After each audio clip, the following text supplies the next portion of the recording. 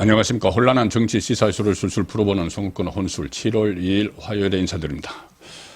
자, 국민의힘 당권 경쟁 정말 실망스러운 방향으로 전개가 되고 있습니다. 아침에도 제가 조간 딱풀 시간에 말씀드렸다시피 지금 이재명 본인의 방탄을 위해서 탄핵 정국을 조성하려고 오늘도 계속 그 시도를 멈추지 않고 있습니다.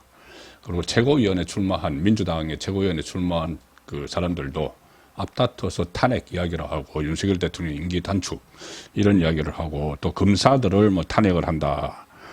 그리고 또 일부에서는 외곽 세력이 이 국회 국민청원을 통해서 국회 청원을 통해서 윤석열 대통령 탄핵 서명운동을 벌여서 뭐 85만 명이 서명을 했다.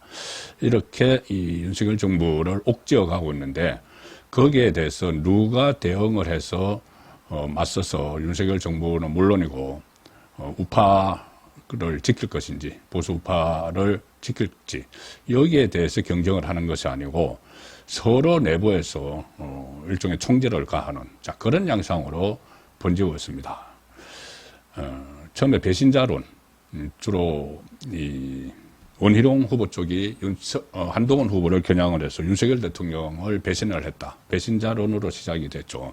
그런데 그게 발전을 해서 지금은 박근혜 전 대통령 탄핵 책임론을 가지고 또 본격적으로 논쟁을 벌이고 있습니다. 두 사람 다 사실상 탄핵, 박근혜 전 대통령 탄핵에서 자유로울 수 없는 입장인데 이 문제를 꺼내서 이전 투고 양상까지 지금 보이는데 이거 엄청난 전력 손실이고 낭비입니다. 그런 것을 다 묻고 새로운 그 미래를 가기 위해서 지금 전당대회를 열고 또 윤석열 정부를 지키고 새로운 비전을 제시하고 다음 대선에서 정권체 장출을 하고 그 전에 지방선거에서 승리를 해서 지방 권력을 국권이 지키고 또 정권 재창출을 해야지 지금처럼 민주당이 행포를 부리는 그 국회 다수당의 이 행패를 부리는 그런 것들을 거부권을 통해서라도 막을 수 있는 상황인데 그런 중차대한 위기 속에서 계속 내부에서 이 배신자론 또 박근혜 탄핵 책임론 이걸 가지고 설전을 벌이고 있습니다. 배신자론은 박근혜 전 대통령이 처음에 유승민에게 이렇게 이야기를 배신의 정치를 이야기한 그것을 지금 벤치마킹하는 상황이죠. 배신자론을 제안을 하는 원희룡은 한동훈에게 유승민 이미지를 씌우려고 하는 것입니다. 그리고 또 이 과정에서 연장선상에서 박근혜 전 대통령 탄핵 책임론이 나왔는데 이 역시도 일종의 그 지지층, 이 핵심 지지층, 보수 우파의 핵심 지지층이 대구 경북 TK 그리고 PK에 많이 몰려 있죠.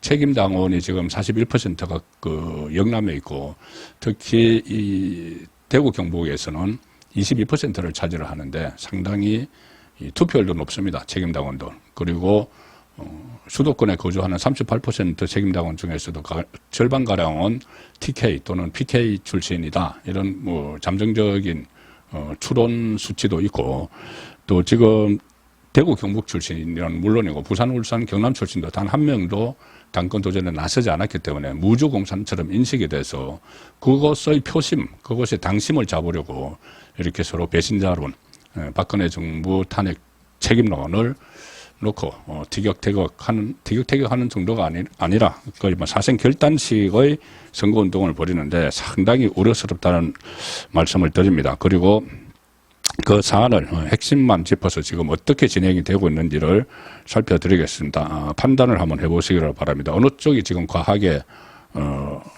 나오고 있는 것인지.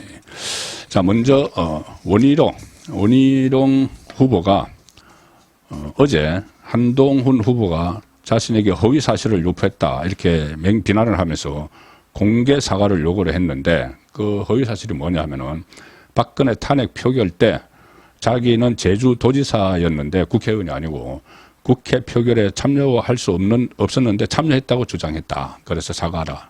이 팩트는 원희룡 말이 맞습니다. 뭐냐면은 이 한동훈 후보가 어제 방송에 나가서 이 자신이 제3자 최상병 특검을 제안을 했죠. 역제안을 했죠. 특검을 제3자, 그러니까 대법원장을 포함해서 제3자가 추천하는 거기에 대해서 윤석열 대통령 탄핵으로 이어질 거다. 이렇게 이 원희룡 후보가 비난을 한 데 대해서 이렇게 이야기를 했습니다. 한동훈 후보가. 그래요. 제가 알기로는 원희룡 후보를 비롯해서 많은 분들이 탄핵 소추안을 국회에서 통과시켰었다. 이 박근혜 정부 때 이야기죠.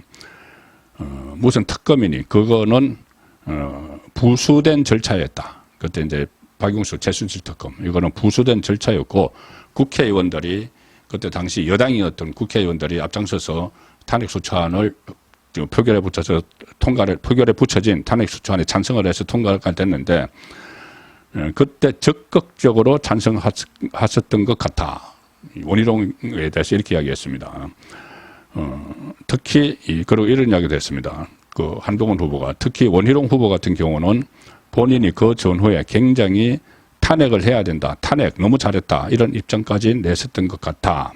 이제 배신자론의 맞받아치는 겁니다. 당신이 그때 박근혜 전 대통령을 배신하지 않았느냐. 이 이야기를 한동훈이 원희룡을 겨냥해서 하고 있는 거죠.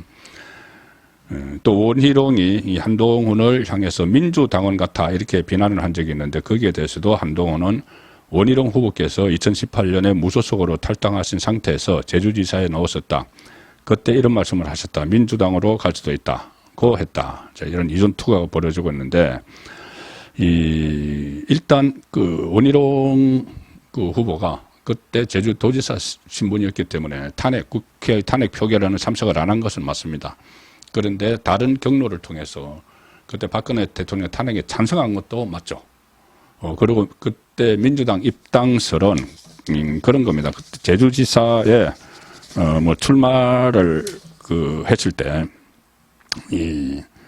그때 바른미래당을 탈당을 하고 2018년 4.10 바른미래당 후보로 있다가 바른미래당을 탈당을 하고 5.13 제주지사 선거에 무소속으로 출마를 했는데 그때 민주당 입당설이 나돌았었죠.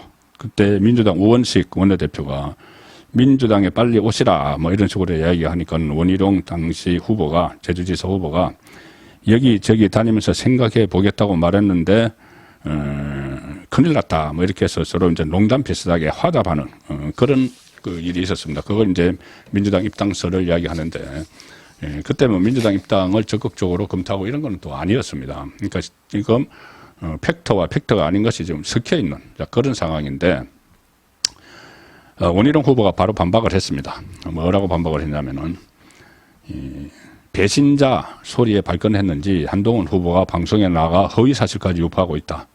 제가 박근혜 대통령 탄핵에 찬성한다는 입장을 밝힌 것은 사실이다. 그러나 탄핵 소추안 통과에 관여했다는 것은 명백한 허위 사실이다. 이렇게 반박을 했습니다. 당시 제주도지사였는데 어떻게 국회 표결에 참여를 하느냐. 공개 사과를 요구한다. 자, 이 부분은 또 한동훈 후보가 좀 착오를 일으킨 것 같습니다. 그 탄핵 찬성에 대해서는 원희룡 후보가 이렇게 이야기합니다. 박근혜 대통령 탄핵은 법적인 평가가 이미 있었다. 다만 안타까운 점이 많고 국민들의 오해도 있었다. 저 역시 마찬가지다. 후대의 역사적 평가가 이뤄질 것이다. 그러니까 그때 좀 오해가 있었다. 탄핵 찬성을 한 배경에는 그렇게 지금 와서는 좀 후회를 하는 그런 모습을 보이고 있는 것이죠. 실제로 원희룡 후보가 그때 어떤 행보를 벌였는지를 한번 간략하게 살펴보면 이렇습니다. 새누리당 소속 제주지사였는데 그 시점에 탄핵이 일어났을 때 광화문에서 이제 시위가 벌어지고 그렇게 하니까 비박근혜 계열에서 2016년 11월 13일에 비상시국회의라는 걸 열었죠. 그 비상시국회의에서 원희룡 제주지사는 이런 말을 합니다. 박근혜 대통령이 지금 이대로 간다고 해서 수습도 되지 않고 사태도 호전되지 않는다. 거취를 결단해야 한다. 이렇게 퇴진을 촉구를 합니다. 자진 대통령이 사태, 탄핵이 아니고 이때까지는. 그리고 이렇게도 말합니다. 내치 외치를 떠나 대통령으로서 최소한의 판단력과 올바른 사람들의 조력을 받을 기본이 안 돼 있다는 것이 처절하게 드러났다. 회복 불가능하다. 특정인의 일탈이 아닌 대통령 본인의 문제다. 최순실 이런 게 문제가 그 본질이 아니고 박근혜 전 대통령 본인의 문제다. 그 몸통은 대통령이다. 이렇게까지 이야기를 한 기록이 있습니다. 그 시국회의, 비박계 시국회의는 12명인데, 그때 이제 김무성, 유성민, 남경필, 그런 사람들도 여기에 참여를 했었죠. 같이 보조를 마쳤었던 겁니다. 김무성, 유성민과. 그리고 탄핵이 한창 진행될 때 제주도청에서 기자회견을 해서 대치의 장기화로 인한 국정 표류를 최소화하기 위해 탄핵 절차로 갈 수밖에 없다. 그 전에는 자진 사퇴를 요구를 했지만 이제 탄핵으로 갈 수밖에 없다로 입장이 바뀝니다. 대통령 권한 이양하는 총리를 세우고 탄핵도 가결해서 조기 대선이 됐든 뭐든 대한민국을 안정시키는 것이 국민들의 분노에 응답하는 길이다. 여기 그 원희룡 당시 그 지사가 한 말입니다. 제주지사가. 탄핵안이 국회에서 가결된 직후에도 좀 환영을 하는 그런 글을 페이스북에 올렸고, 헌재가 탄핵을 확정했을 때도 입장문을 통해서 이것을 환영을 했습니다.